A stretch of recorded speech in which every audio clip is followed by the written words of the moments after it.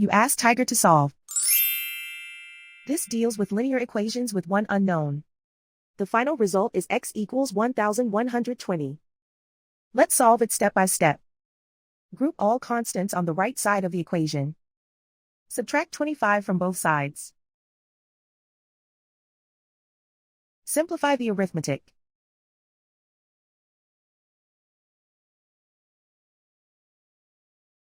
Isolate the x. Multiply both sides by inverse fraction 4/1. Group like terms.